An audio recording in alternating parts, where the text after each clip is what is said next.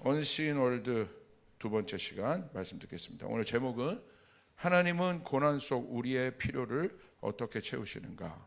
반응의 법칙. 하나님은 고난 속 우리의 필요를 어떻게 채우시는가? 반응의 법칙. 이런 제목으로 말씀 나누겠습니다.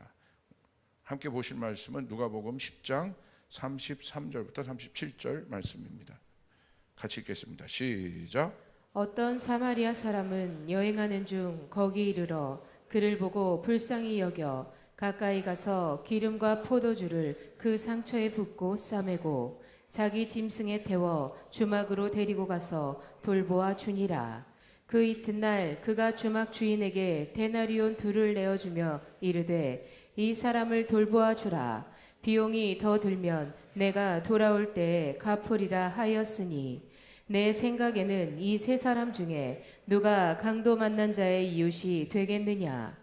이르되 자비를 베푼 자이니이다. 예수께서 이르시되 가서 너도 이와 같이 하라 하시니라. 여러분, 이렇게 합리적 사고가 중요시되고 과학과 이성이 발전되고 있고 모든 것이 데이터화되고 검증 가능한 이런 시대 속에서 보이지 않는 하나님을 믿는다는 것, 그리고 그 보이지 않는 하나님 나라를 우리가 믿는다는 것 자체가 사실은 세상 사람들로 볼 때는 넌센스예요. 그렇죠? 그러니까 눈에 보이는 것만 여러분 사실로 인정하는 이 시대에 눈에 보이지 않는 실체, 눈에 보이지 않는 세계를 실체화하며 살아간다는 것 자체가 사실 굉장한 도전이죠. 그래서 여러분 결국 믿음으로 우리는 그것을 인식해야 되는데, 예수님은 보이지 않는 영적 세계를 인식시켜 주기 위해 예수님께서 노력하셨어요. 예수님도 이 고민을 갖고 내려오신 것 같아요. 그래서 여러분 복음서를 쭉 읽어보면 여러 비유를 통하여 보이지 않는 세계를 실체화하여 우리 가운데 인식시켜 주십니다.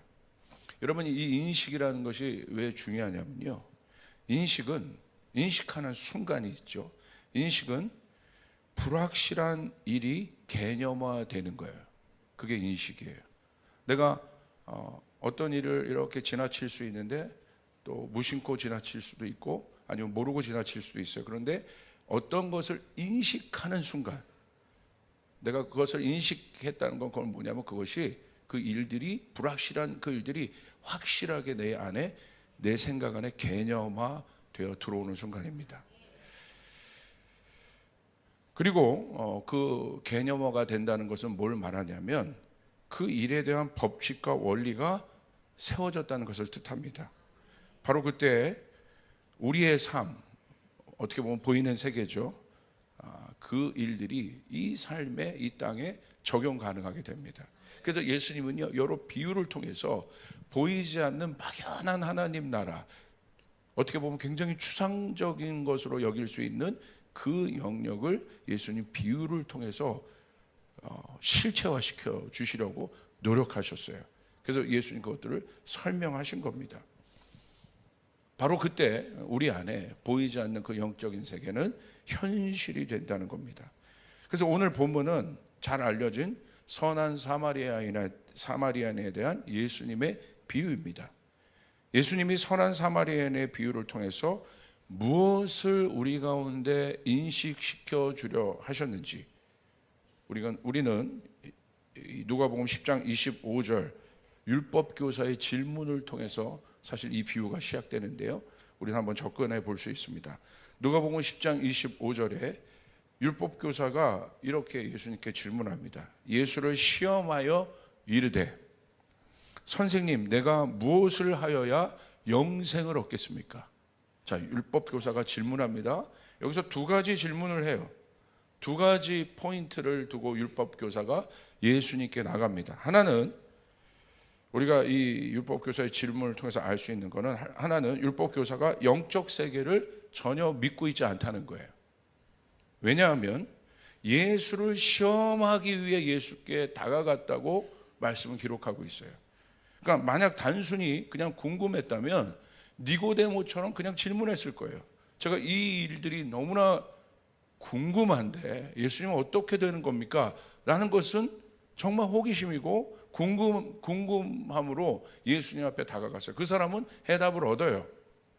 그런데 여기 있는 율법 교사는 의도가 다릅니다. 완전히 다른 의도예요. 시험했다는 것은 자신의 의도와 논리의 함정을 만들어서 상대방을 그 안에 넣겠다는 거예요. 그리고 굴복시키겠다는 것입니다. 그러니까 결국 믿고 있지 않다는 거예요. 그리고 또 다른 하나는 뭐에 대해서 질문합니까? 영생을 얻는 일에 대해서 질문합니다. 참 재밌죠? 예수님을 시험하며 나갔습니다. 그러나 보이지 않는 영생, 어떻게 보면 굉장히 모호한 개념의 영생에 대해서 이 율법 교사가 예수님께 질문하여 나가요. 자, 그런 율법 교사의 질문 앞에 예수님이 누가복음 10장 26절부터 29절에 보시면 이런 대답을 하세요. 예수께서 이르시되 26절에 율법에 무엇이라 기록되었으며 내가 어떻게 읽느냐? 대답하여 이르되 내 마음을 다하여 목숨을 다하여 힘을 다하여 뜻을 다하여 주 너희 하나님을 사랑하고 또 내 이웃을 내 자신과 같이 사랑하라 하였나이다. 그 맥락에서 한번 여러분 접근해 보세요. 지금 모호한 개념을 갖고 예수님 앞에 나갔어요. 예수님이 역질문하시는 거예요. 그러면서 대화가 진행되고 있습니다. 어떤 흐름이 있다는 거예요. 28절에 예수께서 이르시되 내 대답이 옳도다 이를 행하라 그러면 살리라 하시니 29절 그 사람이 자기를 옳게 보이려고 예수께 여짜오되 그러면 내 이웃이 누구입니까? 우리 이 두 분의 대화를 우리는 보면서 예수님이 무엇을 강조하시기를 원하는가? 이 선한 사마리아인의 배경이 바로 이 질문 가운데 나온 지금 배경입니다. 자, 예수님은 영생을 얻고자 하는 율법 교사의 질문에 역으로 질문하십니다. 너는 이 일을 어떻게 알고 있느냐? 자, 궁금해서 왔잖아요. 또 시험하려고 왔잖아요. 그리고 질문하는 거잖아요. 영생이 무엇입니까? 영생은 어떻게 얻습니까? 예수님 역으로 질문하세요. 와, 예수님 강력하십니다. 예수님 정말 치밀하세요. 한치의 빈틈도 없습니다. 아마 당황했을 거예요. 그냥 바로 대답하지 않고 오히려 그 율법 교사의 뭔가 사고를 흔들려고 하시는 예수님의 어떤 모습들을 우리는 볼 수 있는데, 자, 예수님이 이 질문을 통해서 그가 제대로 인식하고 있는가를 지금 알아보시는 거예요. 율법 교사가 제대로 이 일에 대해서 율법 교사는 어떻게 인식하고 있는가를 예수님께서 어떻게 보면 예수님도 검증하시는 것입니다. 그래서 그 질문에 대해서 율법 교사가 이렇게 얘기합니다. 신명기 6장 5절과 레위기 19장 18절에 하나님 사랑과 이웃을 사랑하는 일이 중요한 계명이라고 율법 교사가 대답을 합니다. 무슨 말입니까? 그는 율법을 알고 있었다는 거예요. 대답을 했잖아요. 이에 대한 예수님의 대답은 무엇입니까? 강력해요. 그냥 직선적이세요. 네 대답이 옳다. 너 잘 대답했어. 그리고 뭐라고 얘기하십니까? 네가 옳으니까 네 말이 맞아. 하나님 사랑하고 이웃 사랑하는 거야. 그것이 아주 중요한 계명이야 라고 얘기했습니다. 자, 그리고 나서 예수님 옳다고까지 인정했습니다. 그리고 어떻게 했습니까? 그렇다면 너 가서 그걸 행해. 그러면 네가 살게 될 거야. 예수님 얘기하셨습니다. 무슨 말입니까? 여기 우리는 아주 중요한 지점을 우리는 봐야 돼요. 예수님이 네가 말한 것이 옳다고 예수님 인정하셨어요? 옳다고 인정했으면, 네가 인식했으면 너는 그대로 살게 돼 있어 라고 얘기하는 것이에요. 그런데 여러분 어떻게 합니까? 율법교사가 그렇게 하지 않지요. 오히려 그 다음 구절에 보면 역으로 또 예수님께 질문하죠. 관심이 없는 거예요. 그러니까 뭐예요? 율법교사가 알고 있는 것이 제대로 알고 있는 것입니까? 그가 아는 것을 대답했어요. 근데 예수님 얘기하는 거예요. 너는 아는 것을 대답하고 했지만 너는 사실은 모르고 있는 거야. 너는 모르고 있는 거야. 왜? 그대로 살지 않잖아. 적용하지 않잖아. 안다면 적용해야 되는데, 안다면 그렇게 살아야 되는데 너는 그렇게 적용하지 않고 있잖아 라고 얘기하는 것입니다. 우리도 여러분 우리의 삶 가운데 이 질문을 해봐야 돼요. 나는 제대로 알고 있는가? 우리 성경을 얼마나 잘 알고 있습니까? 우리가 하나님 나라에 대해서 얼마나 많이 들었습니까? 그리고 십자가와 예수 그리스도의 가치에 대해서, 복음에 대해서 우리는 얼마나 많이 알고 있습니까? 그런데 이 예수님의 비유를 통해서, 이 언신 월드를 통해서 제가 여러분과 함께 만들고자 하는 공간은 뭐냐면 제대로 알고 있느냐는 거예요. 율법교사가 알았다니까요. 근데 예수님 역질문 하시잖아요. 그렇다면 왜 그렇게 안 살아? 라는 거예요. 알았다면 살게 돼 있어. 인식했다면 그대로 적용하게 돼 있어. 근데 넌 그렇지 않잖아. 그렇다면 그렇게 해. 여러분, 뭐가 문제입니까? 그가 아는 알은 어떤 알이에요? 죽은 지식이에요. 여러분, 진리라고 그가 알고 있지만 그것은 내 삶에 아무런 적용도 안 되는 죽은 지식이란 말이에요. 그게 종교입니다. 여러분, 하나님의 말씀이 여러분의 삶을 움직여야 합니다. 아멘. 하나님의 말씀이 여러분의 삶 가운데 살아있고 운동력이 있는 하나님의 말씀이 나의 삶의 기초가 되고 생명력이 되고 나를 이끌고 돌파가 되고 치유와 회복을 가져오고 권능의 삶을 살 수 있게 하는 이 땅에서, 그것이 하나님의 말씀인 거예요. 그런데 하나님의 말씀이 내 삶 가운데 들어오지 않고 있는 이유, 나는 아는데, 그러면 묻는 거예요. 나는 제대로 알고 있느냐는 거예요. 그 제대로 알지 못하는 그 죽은 지식 안에 들어가 있는 여러분 신앙은 죽은 신앙이에요. 종교입니다. 아무런 역사가 일어나지 않아요. 이게 아주 중요한 포인트입니다. 예수님이 역질문하시는 거예요. 강력하시죠. 네 대답이 옳다. 그렇다면 네 말이 맞다.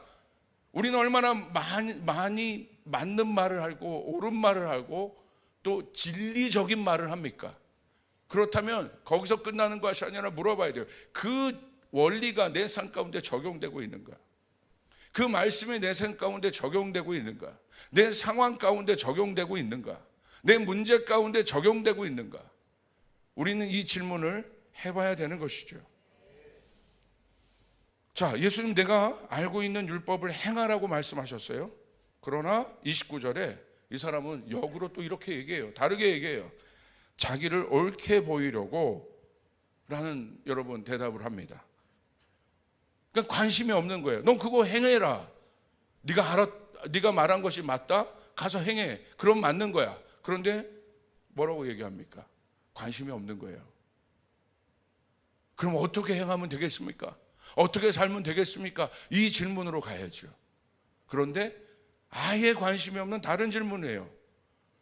그가 자기를 옳게 보이려고, 아마 이 죽은 지식이 갖고 있는 가장 강력한 여러분 속인 가운데 하나는 내가 잘하고 있다고 생각하는 거예요. 난 지금 잘하고 있어. 나는 신앙생활 잘하고 있어.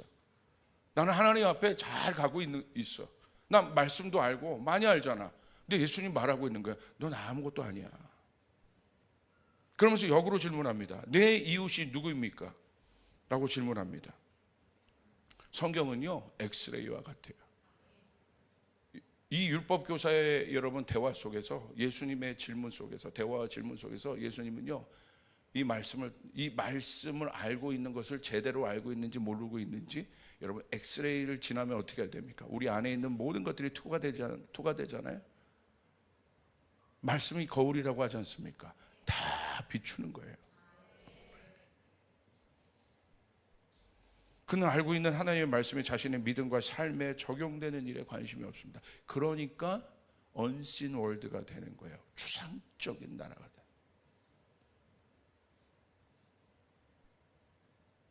나는 하나님을, 보이지 않는 하나님을 믿고 있다고 고백하는데 내 삶에 적용이 되지 않아요. 그 하나님은 나에게 추상적인 하나님이에요. 지식적인 하나님이에요.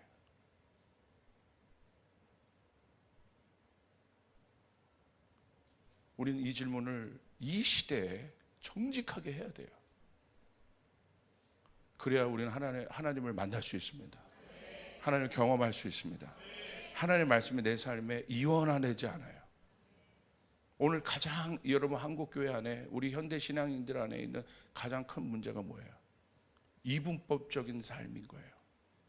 말씀은 말씀대로, 이건 이거대로, 나는 나대로.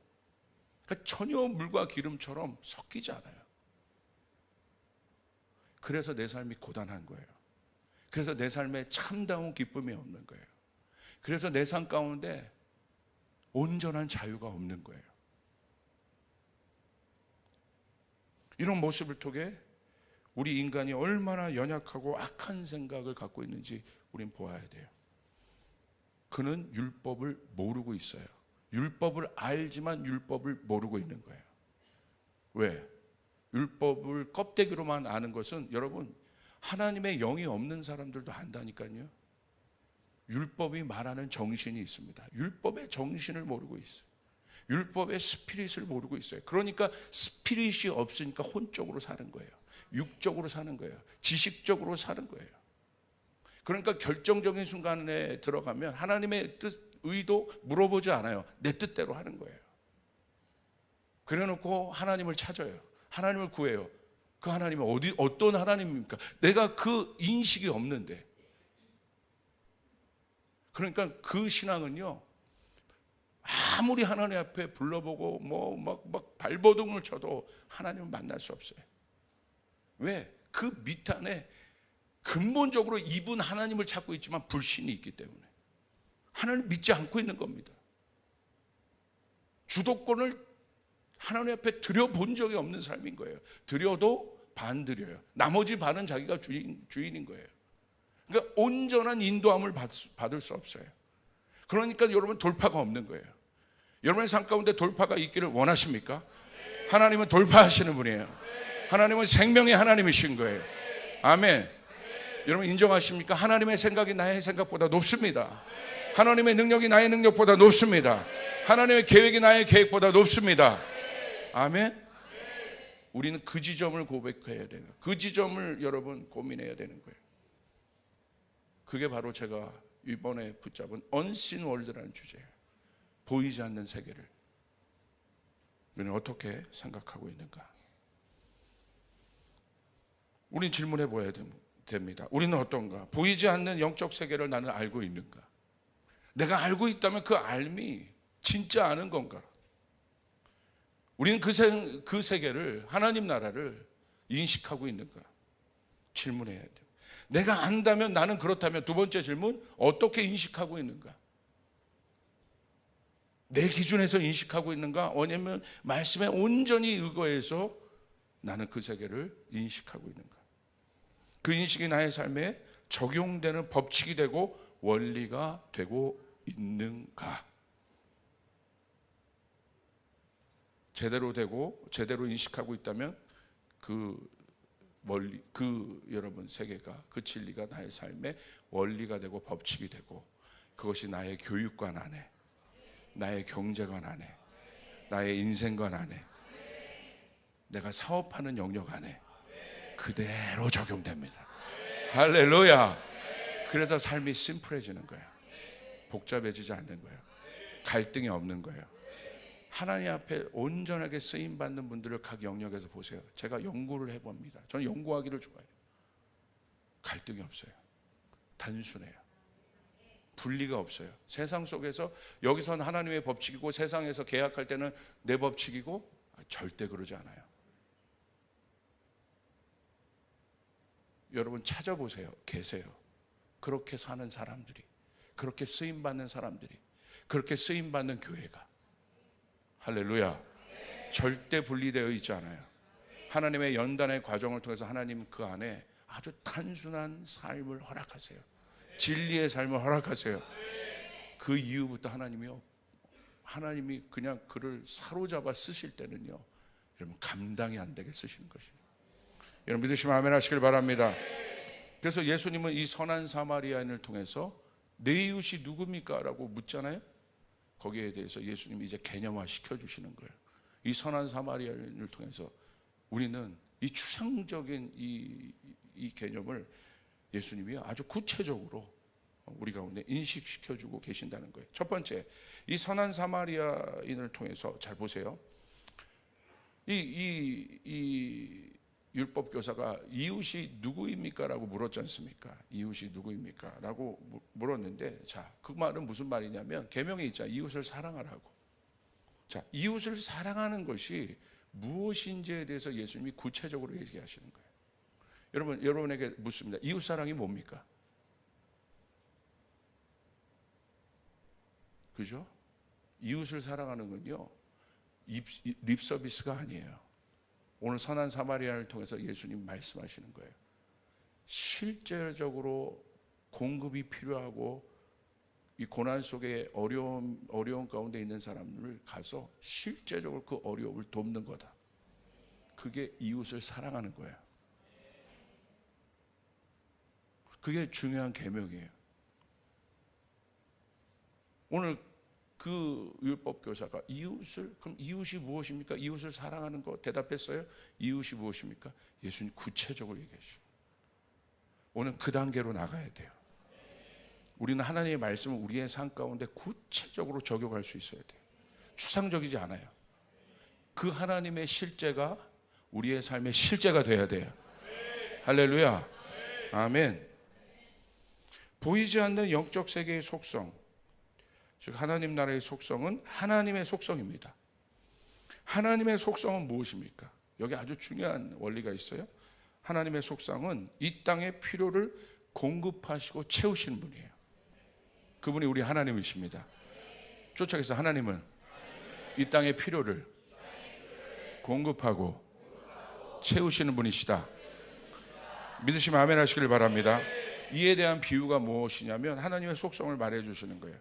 들에 핀 백합화를 봐라. 공중에 나는 새를 봐라. 아무도 거들떠보지 않는데 누가 돌보고 있다. 누가 먹이고 있느냐? 하나님이 하신다는 거예요. 하나님이 돌보신다는 거예요. 하나님이 공급하신다는 거예요. 그게 하나님의 속성이에요. 여러분, 들에 핀 백합화가 여러분 말을 하지 않지만 필요가 있는 거예요. 자라나기 위한 필요의 조건들이 있는 거예요. 그걸 누가 만드세요? 하나님이 만드시는 거예요. 공중의 새가 말은 하지 않지만 공중의 새가 살기 위한, 날기 위한 필요의 조건들이 있는 거예요. 그 필요를 누가 채우세요? 하나님이 채우신다는 거예요. 그러면서 뭐라고 말씀하십니까? 하물며 너희일까 보냐. 할렐루야. 여러분, 우리는 이것을 인식하셔야 됩니다. 구체적으로 추상화했던 우리의 모든 생각들을 이제 구체적으로 인식해야 돼요. 쫓아가서 하나님은 이 땅의 필요를 공급하고 채우시는 분이시다. 아멘. 하나님의 눈은 거기에 가 있어요. 들에 핀 백합화, 공중의 새도 하나님의 그 필요를 아시고 채우시는데 이 땅에 필요가 있는 곳에 하나님의 눈이 없겠습니까? 하나님의 눈이 거기에 가 있다는 거예요. 고난 속에 어렵고 공급에 필요가 있는 사람들을 하나님은 절대 지나치지 않으세요. 하나님은 채우십니다. 하나님 공급하십니다. 예수님은 분명하게 이 하나님이 어떤 분이신지를 여러분 그 율법 교사에게 인식시키기를 원했고, 오늘 이 말씀을 통해서 여러분 우리에게 이 부족한 종을 통해서 오늘 이 말씀이 나눠지는데 여러분이 인식하기를 원하시는 거예요. 할렐루야. 하나님은 공급하시는 분이십니다. 하나님은 채우시는 분이십니다. 이 사마리아의 인의 비유를 통해서, 자, 이 사마리아인의 비유가 무엇입니까? 여러분, 강도 만난 사람이 있습니다. 강도 만난 사람을 누가 도울 것이냐? 그것이 이웃의 정의라고 여러분 예수님이 결국 말씀하시는데, 이 이웃은 누구입니까? 고난 속에서 지금 강도 만난 자는 어떤 사람이에요? 어떤 사람의 도움이 절대적으로 필요한 상태인 거예요. 돕지 않으면 죽어요.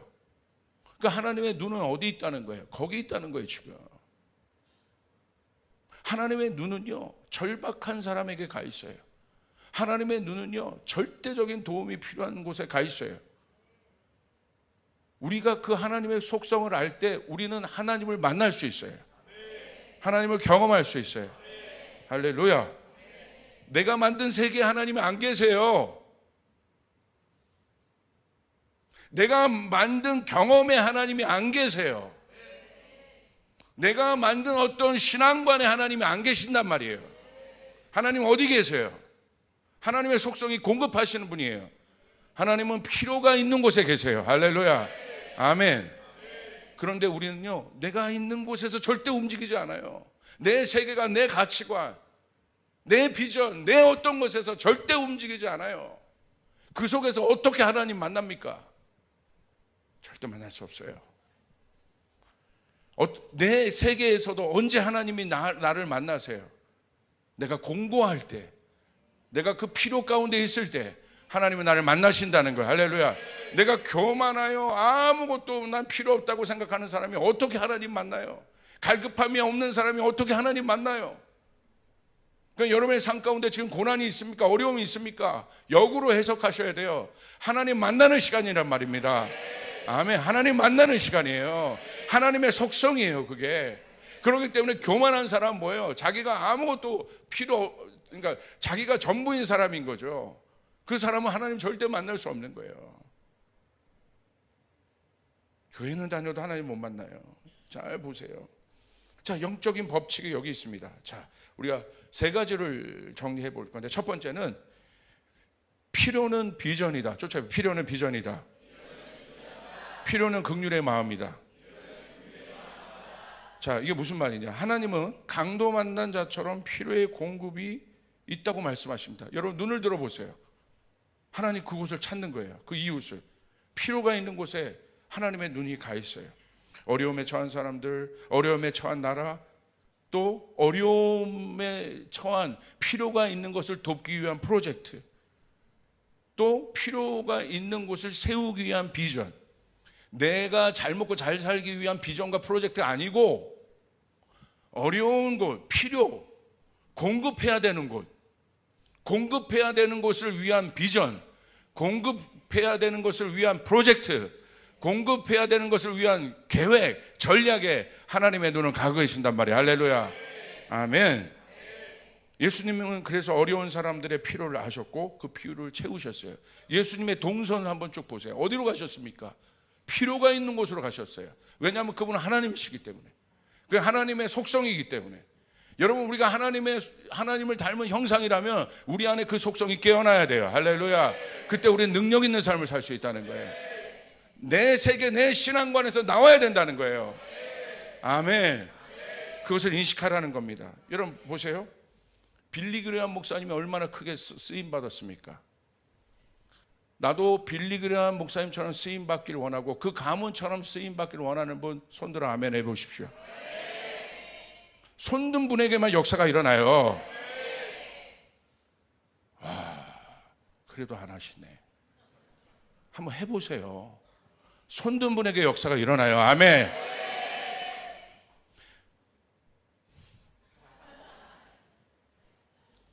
궁금하지 않으세요? 왜 하나님이 빌리 그레이엄 재단을 쓰셨는지?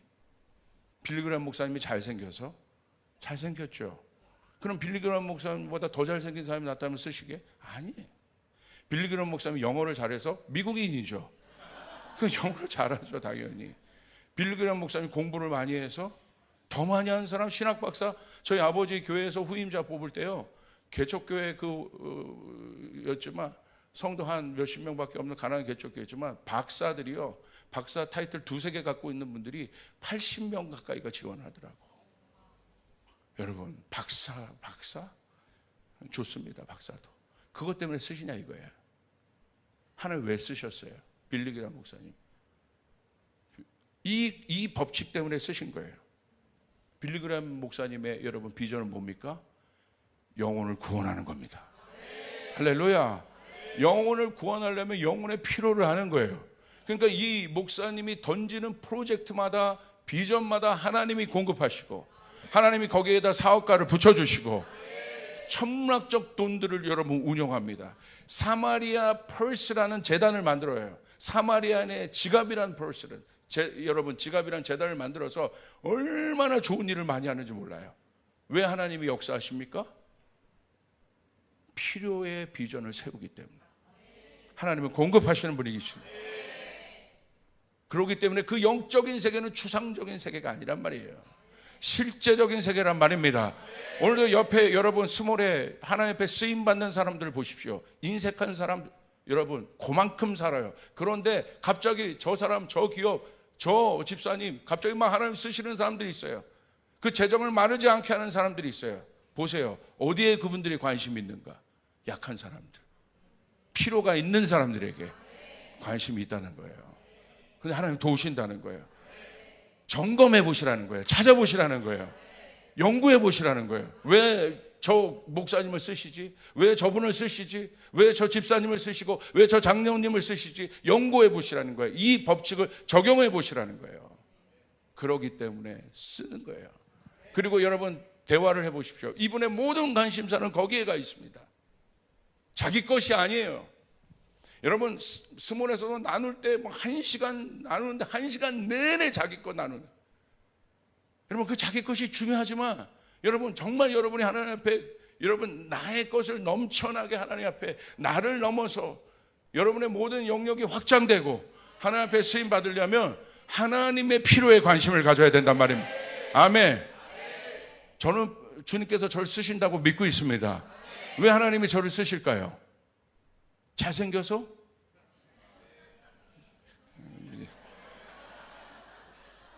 옷을 센스 있게 입어서?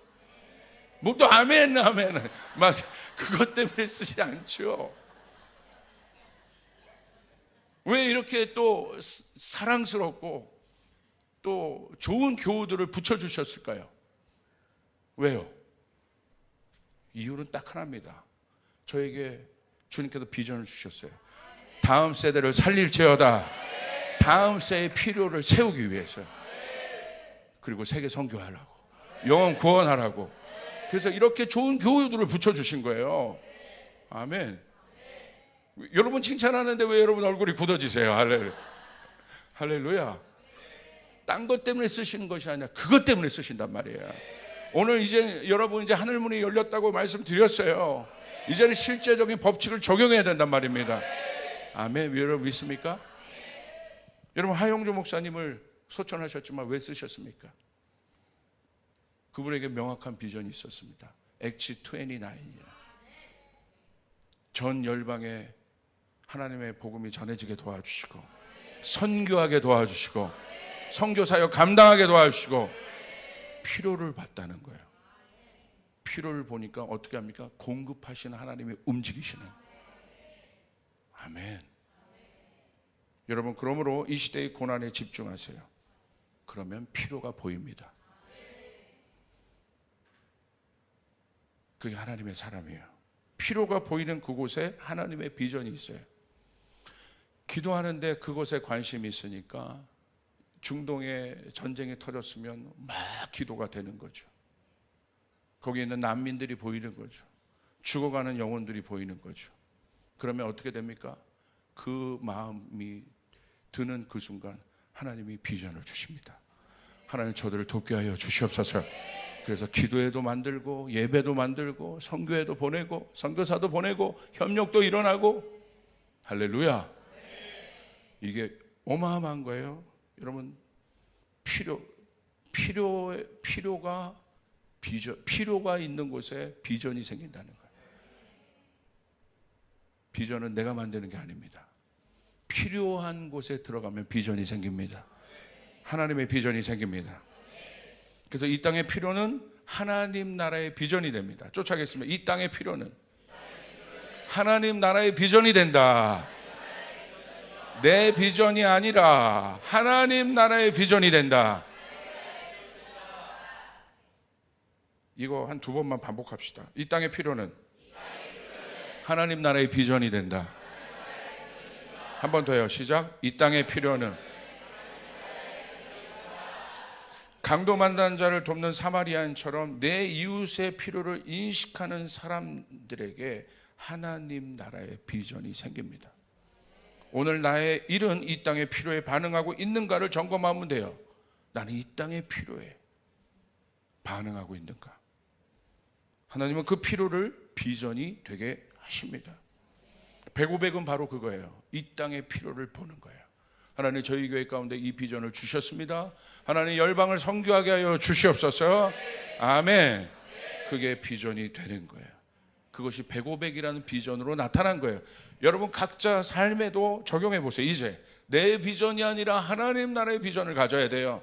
하나님 나라의 비전을 가지려면 내 필요가 아니라 내 자녀의 필요가 아니라 하나님 나라의 비전을 가질 때, 하나님 나라의 필요를 볼 때, 이 땅의 필요를 볼 때 하나님의 비전이 내 안에 세팅되거든.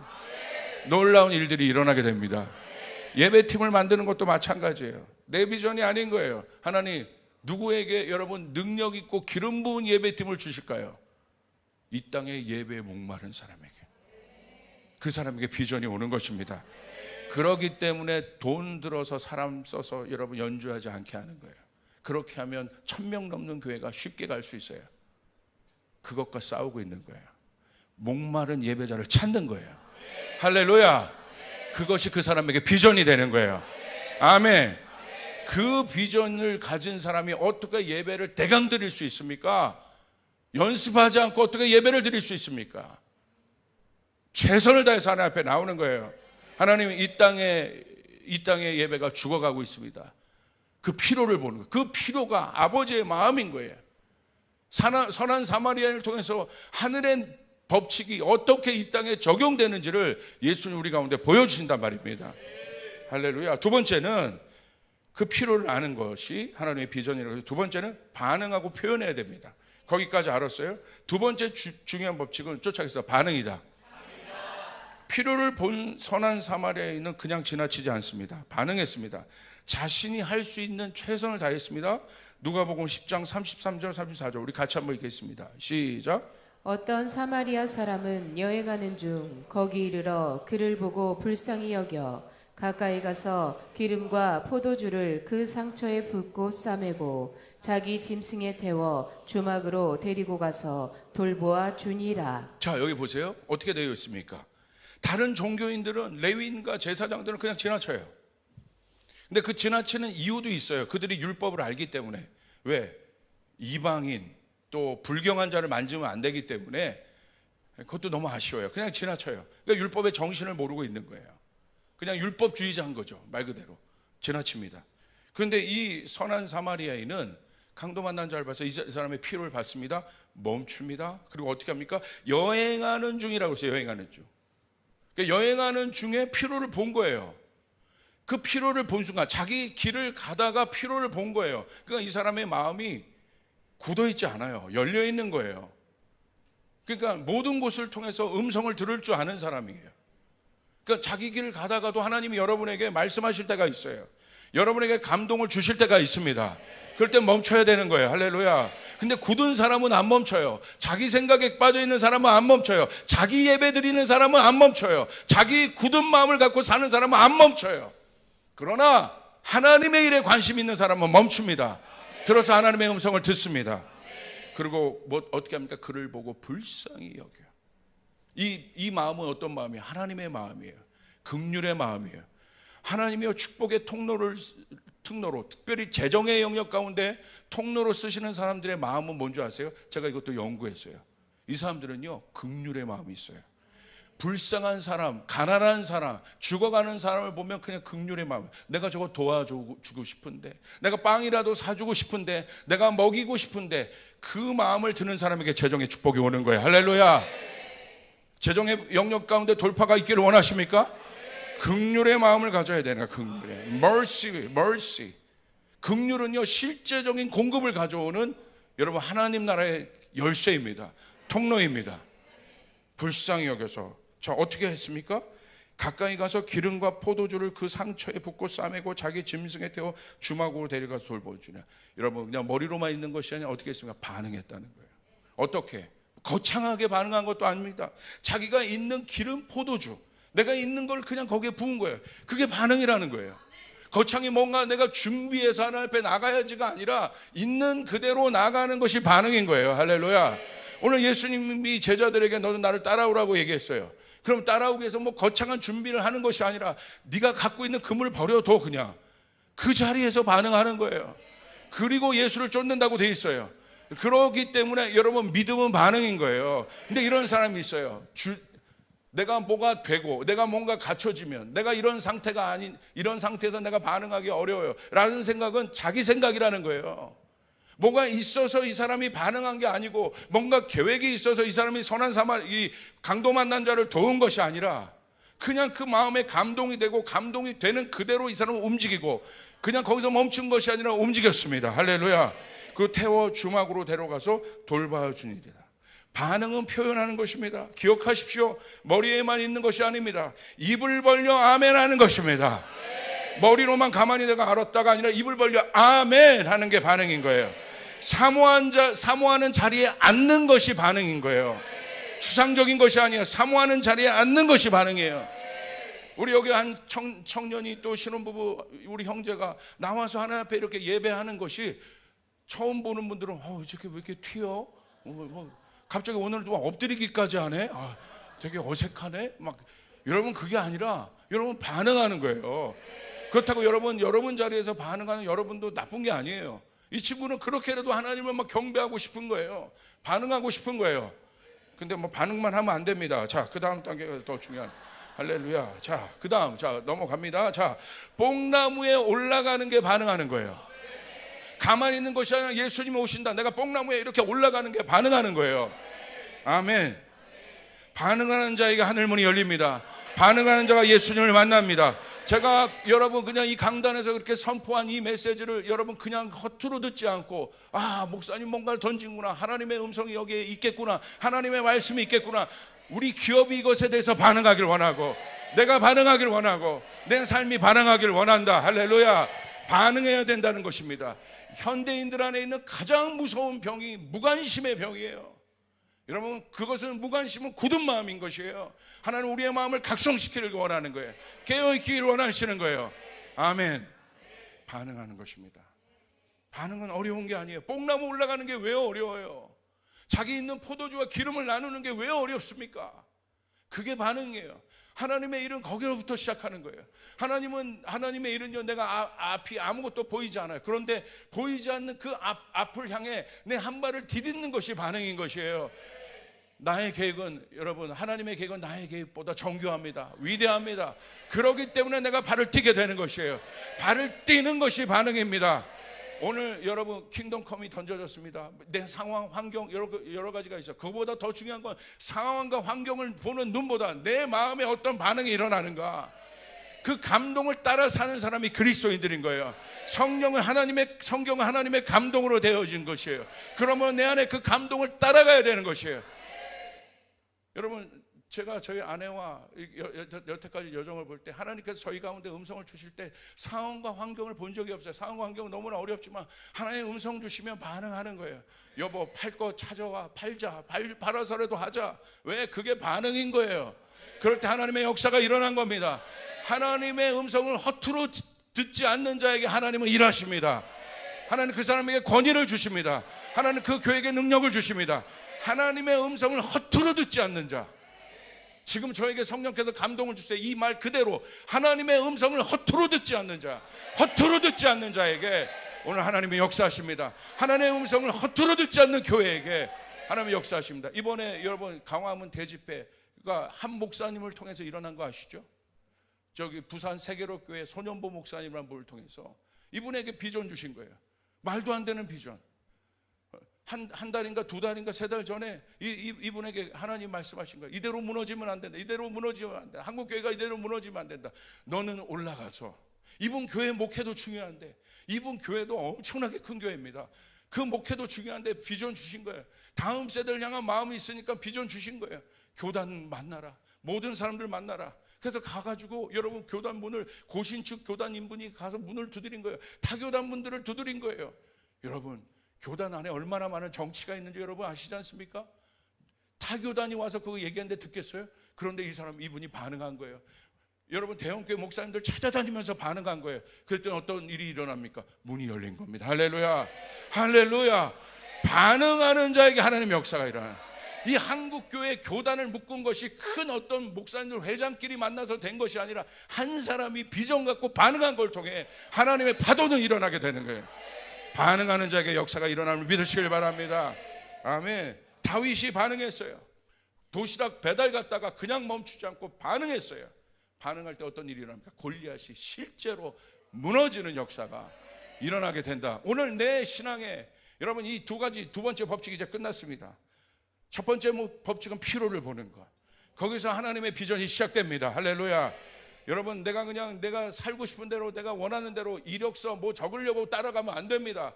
주의 종들이 그런 사람 많아요. 그렇게 가면 여러분 결국 망해요. 하나님의 감동을 따라가야 되는 것이에요. 아멘. 그곳에 하나님의 필요가 있고 하나님의 그곳에 비전이 되고, 비전을 가진 자는 여러분 절대 타협하지 않아요. 사명을 가진 자는 죽지 않아요. 그곳에 반응이 일어나게 되고, 반응은 나의 한 발을 뛰는 것으로부터 시작되고, 기도의 자리로 나오는 것으로부터 시작되고, 입을 벌려 아멘하는 것부터 시작되고, 죽었던 나의 예배에 손을 들어 내가 반응하는 것부터 시작되고, 거기서부터 하나님의 반응이 시작돼요. 하나님의 역사가 시작됩니다. 마지막입니다. 와, 공급이 됩니다. 공급이 실제가 된다는 거예요. 이 역사가 기가 막힌다는 거예요. 선한 사마리아인을 어떻게 하십니까? 자, 보세요. 누가복음 10장 35절부터 37절 우리 같이 한번 읽겠습니다. 시작. 그 이튿날 그가 주막 주인에게 데나리온 2를 내어주며 이르되 이 사람을 돌보아 주라. 비용이 더 들면 내가 돌아올 때 갚으리라 하였으니 내 생각에는 이 세 사람 중에 누가 강도 만난 자의 이웃이 되겠느냐. 이르되 자비를 베푼 자니이다. 예수께서 이르시되 가서 너도 이와 같이 하라 하시니라. 이야, 기가 막힙니다. 보세요. 사마리아의 사람의 공급의 규모를 넓혀가요. 그 이튿날 그가 주막 주인에게 데나리온 2를 내어주며 포도주와 기름 나눠준 거, 그 다음에 자기 나귀에게 그 동물이라고 되는 거기에 얹혀서 데려간 거, 그게 전부의 반응이었어. 근데 갔더니 여러분 돈을 내어줘요. 벌써 공급의 크기가 커집니다. 이 사람을 돌봐 주라. 비용이 더 들면 내가 돌아올 때 갚으리라. 비용이 얼마를 들지 어떻게 알아요? 근데 이 사람의 여러분 지금 공급이 확장되는 것을 보십시오. 무한대로 커지고 있습니다. 이 사람이 회복될 때까지 내가 공급하겠다는 거야. 할렐루야. 이 부분에 계시가 있어야 됩니다. 이 부분을 여러분 믿음으로 붙잡아야 됩니다. 그렇게 일어나는 거예요. 작은 나의 그 시작의 반응이 어떻게 일어납니까? 감당할 수 없는 공급을 일어나, 감당할 수 없는 확장을 일어나. 내가 그가 회복될 때까지 돌보아줘라. 비용이 더 들면 얼마가 더 들든지 내가 하겠다는 거예요. 이게 믿음인 거예요. 내가 보니까 23,560원이 있어요. 그만큼만 회복시켜 주세요. 여러분, 하나님이 거지가 아니잖아. 그건 내 주머니인 거지. 하나님, 나는 아무것도 없어도, 하나님, 저는 어떻게 기도하는 줄 아십니까? 하나님, 열방을 선교하는 교회 되게 도와주십시오. 보십시오. 3년 후 5년 후 우리 교회가 어떤 열방을 먹이고 있을지, 이것은 실제가 될 것입니다. 한 국가를 책임지는 교회가 되게 도와주십시오. 이곳에 한 국가를 책임지는 하나님의 사람들이 오늘 설교를 듣고 일어나게 될 것이에요. 할렐루야. 그 사람들이 일어나게 될 것이에요. 비용이 무한대로. 주님이 오실 때까지 저희를 써주시옵소서. 주님이 오실 때까지 저희를 사용하여 주시옵소서. 할렐루야. 이것이 바로 하나님 나라의 경제 법칙이에요. 내가 늘리는 것이 아니라 하나님이. 내가 지금 가진 건 아무것도 없는데, 사르밧 과부의 여러분 밀가루와 그 기름 아무것도 없는데 하나님은요 무한대로 넓히시고, 오병이요 아무것도 없는데 하나님의 공급은요 무한대로 늘어나는 거예요. 할렐루야. 하나님 나라의 경제 법칙. 여러분, 개척 때부터 저희는 선교했어요. 여기 개척 멤버들이 있죠. 개척 때부터 여러분 오히려 후원받고 다른 데 가서 후원해 주세요, 공급해 주세요. 제 입을 열어 한 번도 제가 말한 적이 없어요. 근데 개척 때부터 몇몇 성도들이 자기의 재정을 나누어 선교했어요. 개척 때부터 한 거예요. 왜? 비전이기 때문에. 있어서 하고 없어서 안 하는 게 아니라. 여러분 보십시오. 우린 건축해야 됩니다. 돈이 들 겁니다. 많이 들 겁니다. 그런데 보십시오. 우리는 더 공격적으로 선교사 내보낼 겁니다. 이게 하나님 나라의 경제 법칙이에요. 할렐루야. 더 공격적으로 여러분 가난한 개척교회를 돕고 지을 것입니다. 할렐루야. 우리 것만 하는 게 아니에요. 더 공격적으로 하게 될 것입니다. 왜? 늘어나는 거예요. 늘어나게 되는 거예요. 하나님이 하십니다. 쫓아가서 어차피 하나님의 일은 하나님이 하신다. 이게 믿음입니다. 여러분 가운데, 우리 가운데, 우리 조이풀 성도 가운데 지금 필요한 건 진짜 하나님 나라의 경제 법칙을 알고, 이 하나님 나라의 수요와 공급의 법칙을 알고. 여러분, 수요가 있는 곳에 공급이 있는 게 경제 법칙이잖아요. 하나님의 법칙은 똑같습니다. 우리가 하나님 앞에 그 쓰임을 받으려면 이 교회가 던지는 비전에 정렬해서, 하나님, 그와 같은 일에 내가 쓰임받게 도와주시고 이 교회를 내가 세우는데 나를 사용하여 주시옵소서. 여러분, 그렇게 달려왔어요. 여러분, 큰 교회 개척 때부터 하나님께 쓰임받는 큰 교회들 여러분 보십시오. 그곳에 들어가면요, 숨어있는 하나님의 사람들이 있어요. 근데 그 사람들은요, 겸손하게 저 뒤에서 예배하지만 알고 보니까 모 기업의 회장이고 또 모 기업의 어마어마한 사람들이에요. 근데 왜 하나님 저들을 저렇게 쓰셨을까? 이분들의 삶은 아주 간단해요. 자기 영역에 최선을 다하지만 교회가 던져진 비전, 하나님 이 교회가 건축을 합니다. 하나님 나를 써주시옵소서. 이 교회가 선교를 합니다. 하나님 나를 써주시옵소서. 아주 간단하죠. 내가 만드는 게 아니에요. 거기에 정렬되니까 하나님 써주시는 거예요. 사용하여 주신 거예요. 내가 내 프로젝트 만들어서 뭐 하겠다? 잘 그 축복을 못 받더라고요. 보니까 하나님 교회를 통해 역사하시고. 할렐루야. 교회는 그리스도의 몸이시고 교회를 세우려는 사람에게 하나님의 역사가 일어남을 믿음으로 여기죠. 자, 믿음으로 한번 반응해 봅시다. 아멘. 그렇게 될 때 하나님의 축복은 어떻게 옵니까? 마가복음 4장 20절. 좋은 땅에 뿌려졌다는 것은 곧 말씀을 듣고 받아 30배나 60배나 100배의 결실을 하는 자니라. 하나님은 공급하십니다. 하나님이 공급하시면 어떻게 공급하시냐? 플러스의 법칙이 아닙니다. 1 더하기 1은 2가 아니라 하나님의 공급은 곱하기입니다. 짜장면도 뭐가 좋아요? 곱하기. 여러분, 짜장면 곱빼기로 간짜장으로 삼시세끼 먹는 유튜버를 제가 봤어요. 간짜장이 오면 간짜장과 면을 분리해서 일단은 면을 면을 반을 분리해서 짜장으로 일단 한번 먹습니다. 그리고 그 짜장이 남잖아요. 그 남아있는 짜장을 모아가지고 냉장고에 넣어놔요. 점심때 그 면이 반 남았잖아요. 그러면 이제 여러분 짬뽕 라면을 끓여가지고 거기다가 그 면을 넣어요. 그래가지고 짬뽕을 만들어 먹어요. 그리고 저녁 때는 어떻게 먹냐? 햇반을 돌려가지고 그 냉장고에 있는 짜장을 가져다가 짜장밥을 만들어 먹어요. 곱빼기의 법칙이 이렇게 놀라운 거. 여러분, 사람도 이렇게 곱빼기를 갖고 별짓을 다 하는데, 여러분 생각해 보세요. 하나님의 법칙은 플러스의 법칙이 아니라 내가 하는 것은 1 더하기 1은 2의 법칙이지만 하나님의 법칙은, 여러분 곱빼기는, 여러분 여기 수학하시는 분들 있죠? 저 수학이 약해요. 문과예요. 곱빼기의 법칙은 뭐예요? 그냥 무한대로 늘어난다는 거예요. 무한대로 늘어나는 제곱에 무한대로 늘어나는 것이 곱빼기의 법칙임을 여러분 믿으시길 바랍니다. 12명 제자 만들었더니 그 12명이 24명 제자 만들고 24명이 그 다음, 이게 곱빼기의 법칙이에요. 하나님의 법칙은, 하나님의 공급, 하나님의 확장은 여러분 30배, 60배, 100배의 결실로 우리 가운데 부어진다는 사실을 믿으시면 아멘 하시길 바랍니다. 여러분 믿습니까? 그렇기 때문에 여러분, 제가 어떤 건축회사, 여러분 이 파주 쪽에 있는 큰 교회입니다. 그 교회에 건축회사가 있어요. 그 장로님 이야기를 제가 많이 들었고 제가 소개도 받았어요. 근데 그분이요, 그 교회가 건축할 때, 그 교회가 개척할 때, 여러분 그분이 그 교회에서 한켠에 사무실을 자기가 두고 교회에서 그냥 먹고 자고 기도하면서, 하나님 이 교회가 세워지는데 나를 써주시옵소서. 그렇게 이분이 나갔어요. 그랬더니요, 하나님이요 진짜 그 교회가 가는 곳마다, 성장하는 곳마다 이 건축회사를 세우시는 거예요. 쓰시는 거예요. 지금 어떤 교회가, 어떤 건축회사가 됐는 줄 아십니까? 한국 교회 어마어마한 교회들을 이 건축회사가 다 하고 있습니다.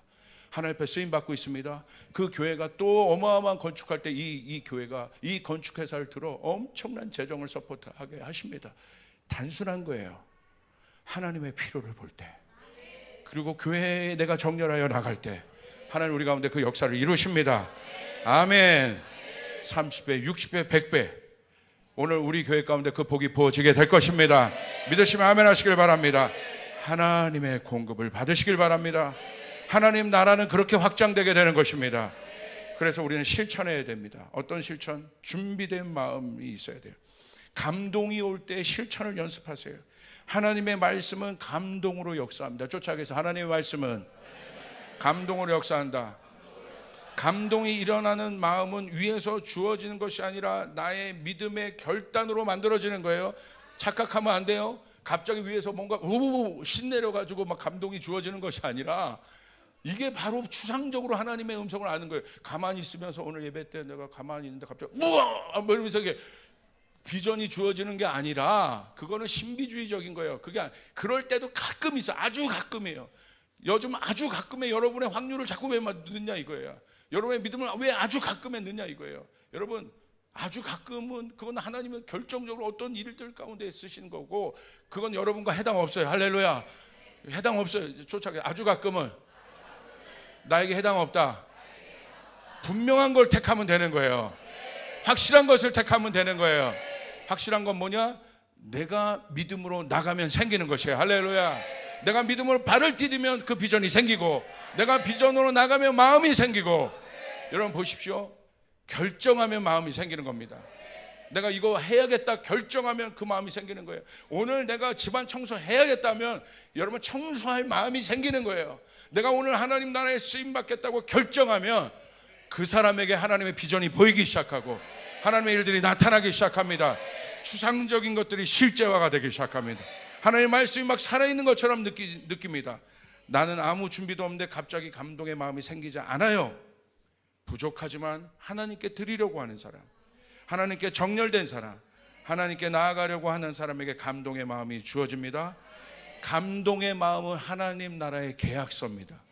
명심하십시오. 순종은 그 계약서에 사인하는 것입니다. 감동은 하나님 나라의 계약서이고 순종은 그 계약서에 사인하는 것이고 순종으로 사인된 하나님 나라의 계약서는 그 즉시 효력이 있습니다. 할렐루야. 여기서 중요한 것은 기회를 못 잡으면 그 기회는 다른 곳으로 가요. 왜? 하나님은 필요를 채우시는 분이기 때문에 누구를 통해서도 필요를 채우셔야 되는 거예요. 나에게 그 감동이 왔다면 하나님은 나를 통해서 그 일을 하시겠다는 거예요. 아멘.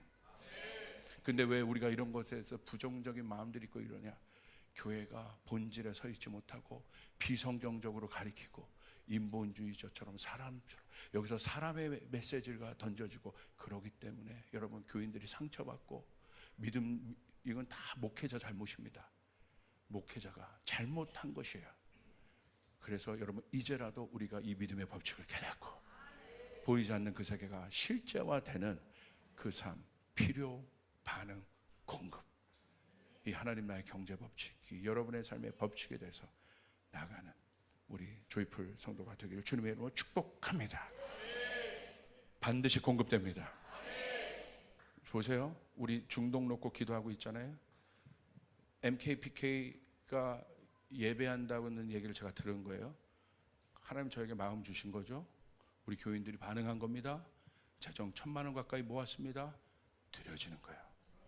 하나님 그렇게 쓰인 거예요. 우리는 하나님 나라에 쓰임 받은 거예요. 반응하면 역사가 일어납니다. 할렐루야. 주님께 영광의 박수 올려드리겠습니다. 아멘.